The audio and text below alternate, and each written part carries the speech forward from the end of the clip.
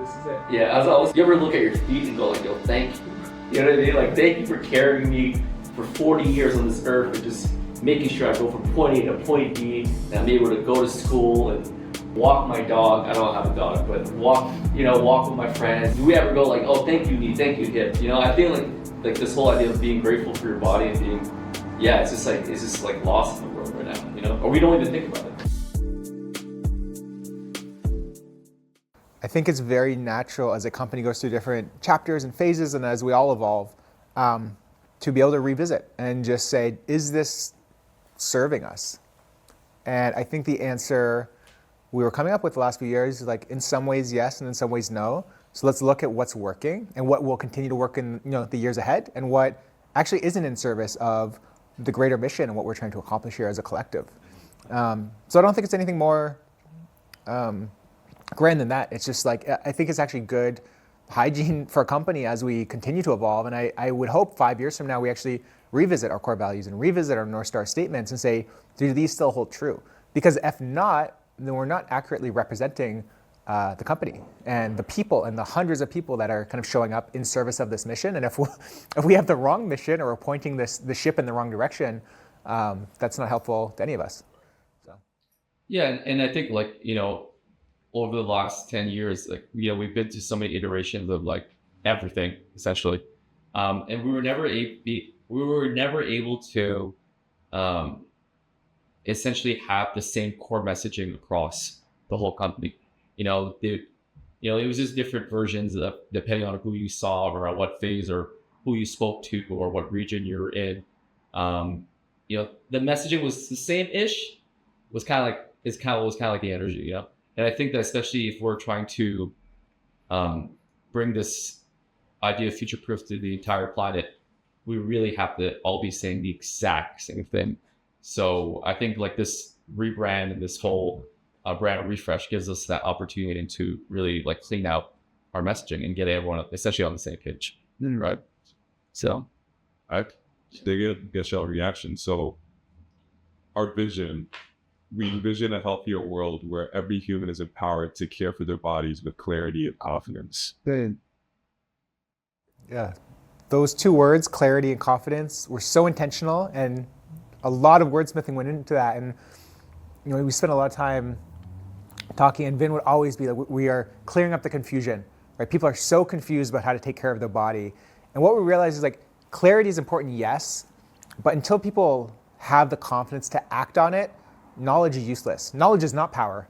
Knowledge with action is power. And those two terms, clarity and confidence, they really rose to the top through all of our discussions. Our previous vision spoke to a world that everyone had the tools and knowledge to take care of their body, which is great. But again, it only spoke to the one piece of the formula, which was the knowledge. And I think it became very clear, we also are here to spark people's excitement and confidence and their ability to self-manage and to really understand themselves. So.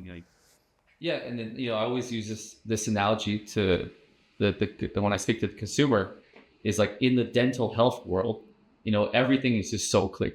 When you go from toothbrush, toothpaste, dental hygienist, dentist, orthodontist, dental surgeon, it's depending on the severity of your tooth issue, exactly to scale up or scale down. In our space, and I would argue it doesn't even exist yet, the movement health space that we're literally pioneering, how do we create clarity like that?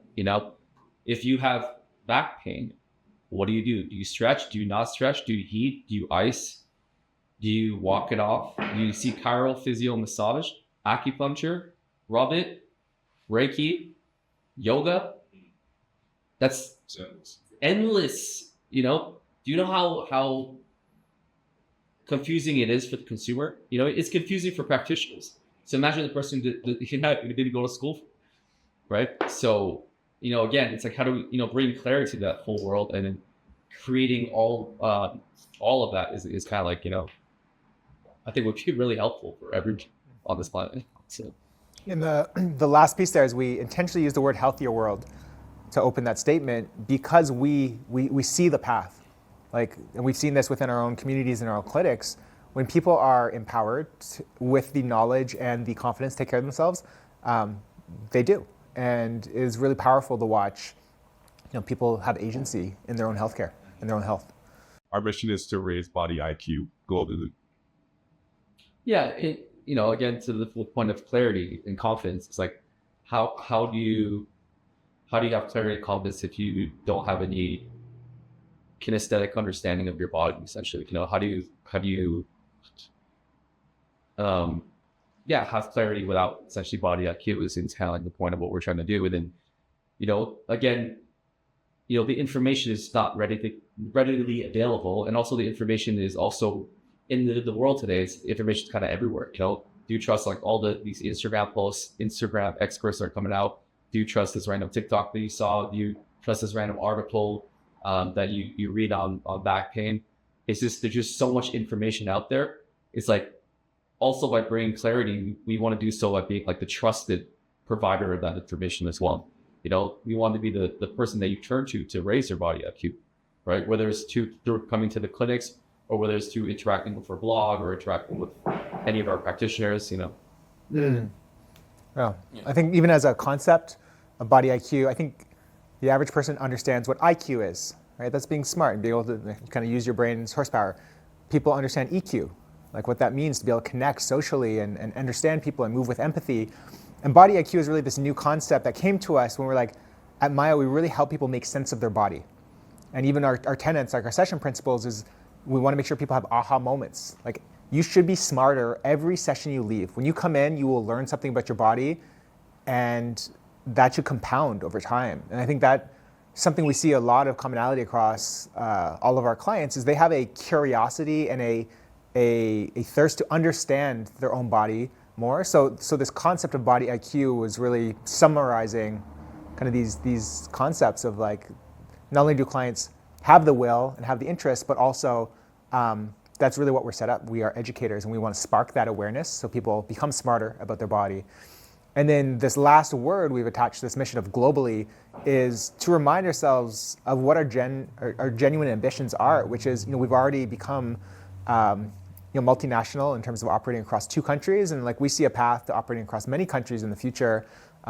We've spoken about this before. Like, Myo will be here for decades to come, and it's so important to understand like body IQ is a concept that is not just if you can afford to come in the clinics or not, but this is the education that we're providing for free to the world through social, the courses we do. There's so many facets in which we want to raise the world's body IQ. So we felt really good with this statement where it landed after many, many iterations, and I think simple, memorable, and really gets to the heart of what we're trying to accomplish in service of the vision, right? For us to get to a point where people have confidence and clarity to take care of their bodies, we need to raise body IQ. That is a prerequisite to accomplishing the vision.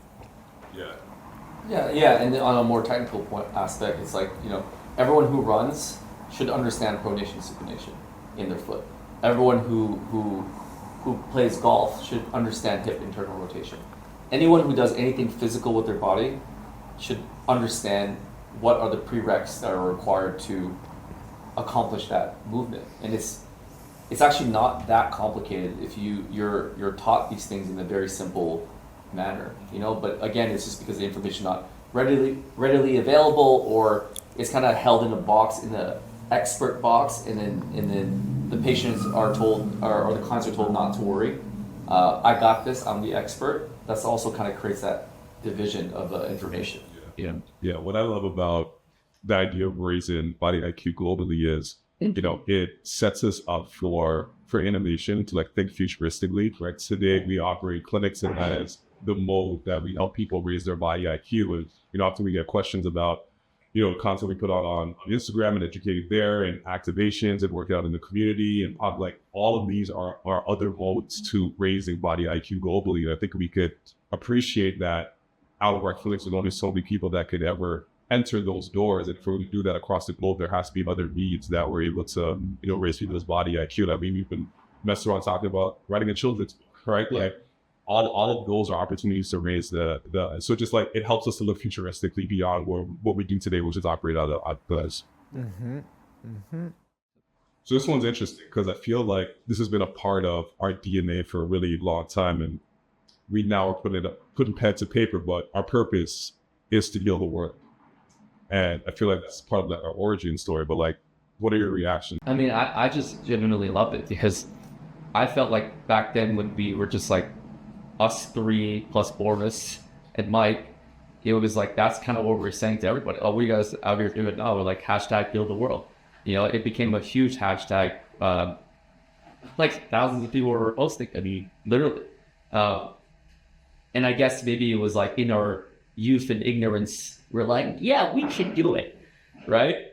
And then maybe over time, as we start interacting with other people that had a more quote unquote realistic point of view of the world, I guess, which I don't think is realistic, but you know, they were like, oh no, like heal the world is too grand, it's too red yellows, it's too crazy, like heal locally, I guess. Like, it's like, what? You know, and then I kind of started believing that. I'm like, oh, like let's just heal people per region, I guess. You know, but then over time, as you know, as we kept working over the last decade, I feel like we're finally coming back to like a lot of people that are on the boat, on the Myo boat now. They're all like, no, like, well, we can actually do this.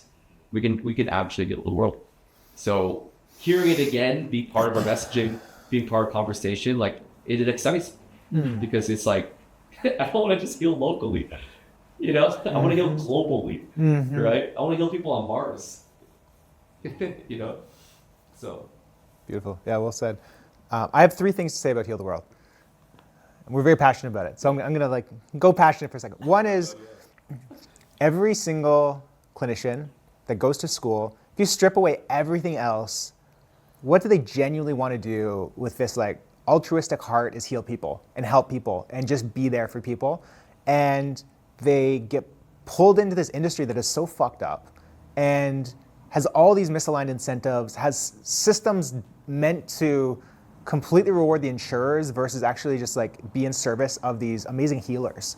And if you strip away all the disciplines and the licenses and all the bullshit, like you get back to like, this is a healing art, no matter where people are coming into the company. And like this word heal is so critical and it's so core to the essence of what I genuinely believe is like the purest form of how our clinicians see the world.